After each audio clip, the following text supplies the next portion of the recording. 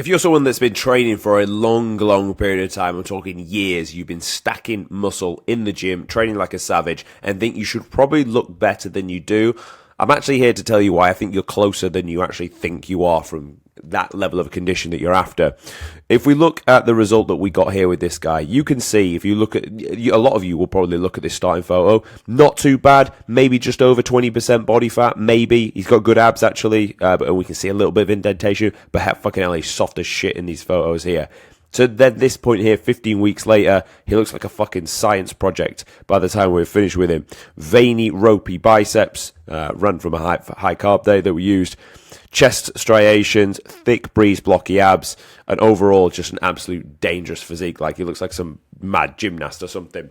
And this was in 15 weeks, but this was always underneath. This potential was always there for him. It was just a case of tapping into him and making sure that we could produce this. Obviously, as you can both see from the cap badges on our bodies, we were both British paratroopers and actually served together, so I know this guy very, very well. So I actually did know that he trained like an absolute savage for many years, and that's why I knew there was a lot of potential here with this. So how are we going to then do this for you? Because if you're looking at this condition and thinking, how am I going to get to this? I'm going to give you all the ins and outs on how you're going to achieve this. The first thing you're going to do is set yourself up for success. So you're going to punch in your starting weight. I don't know what you weigh, but let's say you weigh 85 kilograms and you're sat at, let's go 20% body fat. This is now going to give you a lean target. So this is your lean mass, 68 kilograms.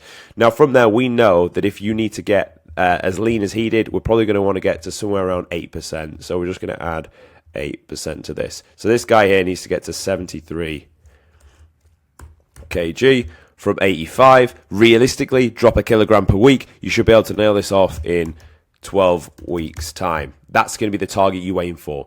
Let's say you have an average level of activity, 155. Your maintenance is going to be sat at 2,850. Now, when you first start off, what I'd like you to do is not go into a massive deficit, just a small, just over 200 calories to drop off there, starting at 2.6. How are you going to work out your protein target? Well, protein target is done by this number here, your lean mass. You're going to get this number here and times it by 2.4. It's as specific as you can get it. 1 gram per pound of body weight, 1 gram per pound of body weight would also work very well because you're only 20% body fat. But if you're starting at 30, then you're going to need to be more on the lean mass because body fat doesn't require protein, right? So then from there, your fats are going to be set to 20% of this target. You want them at 20% to begin with because you want to keep hormones in a good space, brain function in a good space, and this is actually where we're going to pull from later on down the transformation. The rest is going to be filled with carbs. Carbs are sacred. 360 grams is going to allow you to push through. So that's how you're going to set yourself up. We know your macro split and the breakdown, and then we also know the target weight that we need to hit, what we worked out, and the time frame then. You can do this in 12 weeks, maybe a little bit more, depends on your level of adherence. And the first week on plan, bearing in mind, things may not go the way you want them to. You're just there to collect data from that first week. First, let's go and look at what you would eat then for that level of training. Okay, so what we're going to do now is just build up a meal plan that you can then copy and then implement into your own life. Pretty much like for like, calories 2,113, which we're in for 2,116. We can work with that. We're pretty much on target there. Protein a touch higher, 171. Carbs at 352. Fats at 57. And fiber at 40. So this is a typical meal plan that you could use that would work well. Sure, you could chop and change different things out, but I'll tell you this is what I'd run with and why. So you've got your meal one to start with. I like oats in the morning. It adds fiber and it adds volume to diets, which is very good when you are a hungry motherfucker with a big appetite. You can then add 30 grams of peanut butter to this. This is now going to add taste. It's also going to slow down the digestion overall of this meal.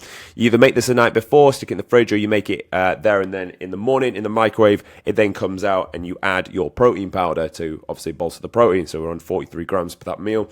And then you're going to add frozen berries. I prefer frozen over the normal. They last longer. I just personally like the texture of them. So that will crystallize your meal one. With each meal, by the way, I go for about 1 gram of pink Himalayan rock salt. This will then allow for a good quality hydration. Your meal two. Now, this is a fairly high carb meal at 93 grams. We're coming in then at chicken breast, 150 raw weight. You can add whatever dry seasonings you want to this. Vegetables at 100 grams. Now, when we're thinking veg, we're going to use veg as a volume tool to pack out meal plans when dieted. Spinach, tomato, cucumber. To be honest, vegetables, you can have up to 100 grams or whatever it is you deem nice and that digests well with you. Some things you eat, you'll be farting like a fucking school kid, and then some things will just sit really well with you. You're going to have to experiment what that is. Basmati rice, dry weight, 100 grams. There's a fair amount of rice going in there, but you want that to fuel the session. On the workout itself, if you're training in the middle of the day, I'd run oats 50 grams, jam at 20. Why? Because it's going to add fiber and also slow down digestion, pack out the meal plan even more. However, the con to that is you need to eat this an hour before you train. If you are someone that needs to eat then train quite quickly, you're going to want to swap this out for fruit. Banana, apple, berries. Still fibrous, still voluminous, but it will also digest a lot quicker. Likewise with the shake, you probably want to have this after with some almond milk, but in the event that you are going to eat quite soon after, you could just bolster all of this within one sitting. Then with your evening meal, chicken breast 125 this time, veg at 100, pasta this time at 80 grams, again more fiber, more carbs, and pasta sauce at 100 grams just for a little bit of taste.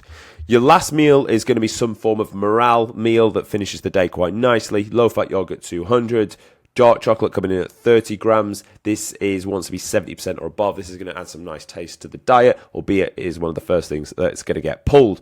Then we come into berries at 150. On that, when should you take your food down? Well, not straight away.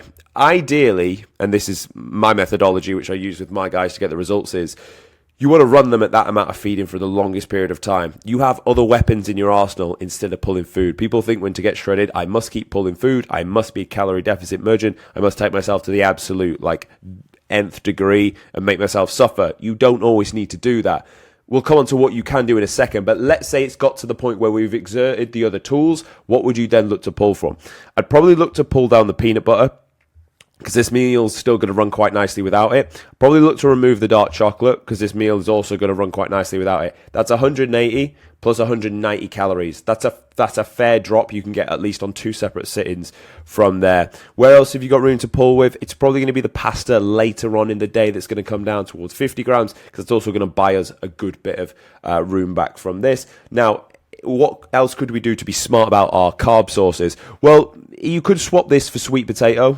And you could swap this for sweet potato. It's going to give you a lot more volume to the diet, which I'm all for. And to be honest, sweet potato probably one of the most nutrient-dense sources of carbs you're going to get out there. Very, very good. Why is it not in now? Rice will sit better in terms of ready for training. And pasta, honestly, I find it to be quite cheap and quite easily affordable to get in there as well, which may serve a lot of you. So this is the way I would manipulate the diet to bring it down slowly off the back of that. However, we are not going to do that first. This is what we'll do first. The first thing we're going to use to drive fat loss is actually output. So I'll have you walk in 10,000 steps per day. We'll probably run it at that for the longest period of time. And then we'll use cardio, formal cardio, as our means on top of the 10,000 steps of driving the negative energy balance. So start off with something like 20 minutes per day, 140 minutes per week. Again, relative to your schedule, you will get that in how you see fit. Heart rate is going to stay 120 to 130. Why? Because we don't want to accumulate fatigue. We also don't want to spike your appetite too high, but we do want to continuously do this day after day. Heart rate 120 to 130, something that's non-impact. Your bike or your incline treadmill walk first. As you run through the plan a little bit longer, we may want to push the intensity a bit higher. Therefore, we can use a Stairmaster or a cross trainer to achieve this. So let's say you've done week 1 on plan. Nothing's really happened. It's not really changed. You could push this number to 30 minutes per day first. And then you see a drop off that lasts for around 2 weeks. You've dropped another 2 kilos, starts to plateau out. Then from there, add another 10 minutes per day until it gets to a duration that is a challenge on your routine. When it gets to that, then we look at food. Then we can pull some food. Until it gets to that, you motherfuckers best get on that treadmill and get moving, because that's how you're really going to drive fat loss. The reason I like to do this is we want to eat more food. Therefore, your metabolism stays in a healthier space. Therefore, you're more responsive when we do need to pull it. But also, it'll keep muscle fullness. And most importantly, it'll just keep you more adherent if you're consuming more calories. So next, we're going to look at supplements. Now, the disclaimer with supplements is they work, they are useful, provided you have everything else in order. You are training well, sleeping well, consuming nutrition well, and also hydrating well. If all those are in order, fine. You have my blessing to take them. If they're not, fix those first, because otherwise you'll be wasting your money. The only one on this list I would say is not a necessity is probably the BCA. Can have it, don't need to have it, but it's on there. Creatine monohydrate, an absolute staple when it comes to developing muscle tissue, especially in a cutting phase. I actually did a cleanup phase where I'd not been taking it for a while, up until October, and I started taking it. My numbers on a flat press went from like 40, 42 up to around 48, and that was even while I was cutting, albeit the early days of a cut, bearing in mind. So, not all outright cut. So that is definitely needed to be taken. Magnesium is good for sleep and recovery. I personally sleep like an absolute baby when I do take this. I do take this, to be fair, every night. Sleep like an absolute baby.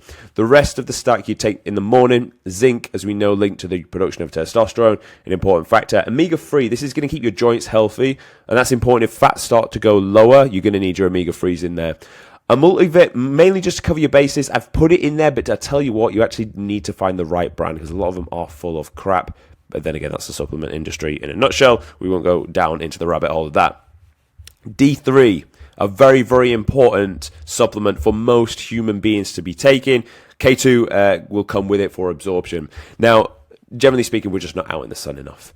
So our D3 levels are lower. D3 is linked to the production of testosterone, so I recommend that you do supplement it. Like if we work inside all day, filming fucking YouTube videos, we're not out in the sun getting the D3 that we need.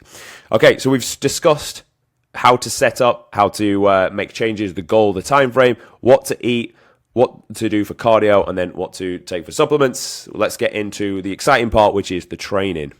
So when discussing what training plan to run with, this will depend on a few factors. The first of all is your training age and also your recent training history and how many days you can train in the gym as well. So training age, if you're new to training, you only need the dosage stimulus of a 3-day split. If you've been going like a year, 18 months, feel free to do a 4. Anything above that, you should be running a 5-day split, provided you can commit to that week on week. Obviously, if you think you can commit to a 5 sometimes and sometimes it's a 4, just go with the 4. If you have the extra day, just do your cardio on that day, or just do a chaser session to capture up any things you think you may be lagging or have missed.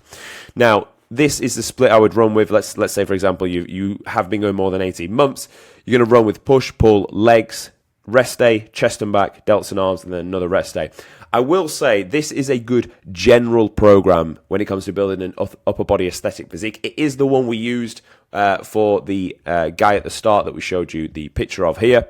However, if you have been training a while and you run this, there may be areas in your body that actually could do with more volume. Like at the minute, I've actually been running where it's like chest, legs, delts and arms, rest, chest and back, delts and arms, rest. Just because my chest is lagging a bit more, my back grows quite nicely, so I've just manipulated the volume. But obviously, that makes sense to you. So push day, start with like a pec deck or some form of a cable fly. Drive the bicep in towards the pec, get plenty of blood into the muscle. Then you enter your main loadable exercise, incline dumbbell press. I like to run a top set and a back off set, in which you drop the load 20% for the back off set. Reason for this: top sets force you to train like a savage. It forces you to push as much load as humanly possible. If the barrier to break through new muscle is here, a heavy concentrated 6 to 10 will allow you just to get up here. When people run like 8 to 12 times 3, they just end up in and around this space here. Still training hard, still burning glycogen, still putting in the effort, but not doing enough to break through to the new muscle. That's why I like to run with this. Flat machine chest press. Reason I like machine after this point is we've toasted ourselves and stabilized as a fried. Then shoulder press for machine. Dips, providing you can do them, or you're going to go for some form of overhead cable tricep extension. Lateral raises, and then tricep crossbody extension. Pull down, single arm pull down to start with for the lats. T-bar row for the upper back and trap. Get that chest supported so you don't cheat, and also just so you can concentrate on the working muscle. If you're having to stabilize hamstrings, glutes, and back, sure, it's absolutely brilliant. You're going to build a shit ton of muscle, but you're not going to be focusing on the target area. The goal was to hit the traps, not to globally hit everything, so we focus on that. Lat pull down, hammer curl, rear delt flies, and then incline dumbbell bicep curl. So we're getting back and bicep here. Legs, actually like to superset leg extension line hamstring curl to begin with. Then we run a leg press next, dumbbell split squat after that, and then seated calf raise, decline ab crunch. Split squat, I tend to go for a Bulgarian version in a Smith machine or with a dumbbell. I just load it up as much as you possibly can. These will crucify you. Chest and back after your rest day, flavor of push and pull. Pec deck, then into flat dumbbell instead of an incline, and then an incline machine. Pull-ups if you can do them. If you can't, I'd like you to still try. Do one set of pull-ups and then go to 2 sets on the lat pull down of around a 12 to 15 rep marker. T-bar row, single arm row, and then rear delt flies. Finishing the week off with some morale, arms and delts. Going to be one of your favorite sessions. Dips, loadable, and then into dumbbell shoulder press. Loading this up nice and heavy to begin with. Preacher curl, go single arm with this. Lateral raise of the dumbbells, standing cable or curl. Reason for this, hits the muscle at the bottom, which you're not going to get that privilege with a dumbbell, because obviously the cable wants to pull you backwards and away. Dual rope push down, dual cable lateral raise, and decline ab crunch is the split that you can follow. Track your workouts. Every time you step on the gym floor, you should know what you did last time, what you need to beat, and you better bet your fucking bottom dollar you better get in there and move it. If you want to look like this by the end, you better beat what you did last time, the time before. The main thing with this is that you track all data. Obviously, it needs to be said, track your scale weight every day. Did you drop a kilogram that week? No. Change something. Add more cardio.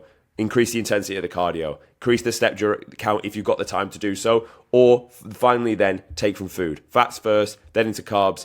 Rinse and repeat, rinse, repeat. Take your photos each and every week to showcase your progress. And when you hit the end result, you can fucking comment on this video or message me on Instagram telling me that you got in the best condition of your life. Because most of you are sat on a gold mine. Most of you are sat on a condition that you would be fucking get your dick so hard looking at in the mirror, but you just have not applied it or never even tried to cut and get down to that lean level. So get after it. I'll give you all the tools there. This has been more specific tactics, how to take you from 22% to 10%, 8% body fat. That's how you're going to get there. If you need mindset training, there'll be plenty of videos before this one that will allow you to get to the goal.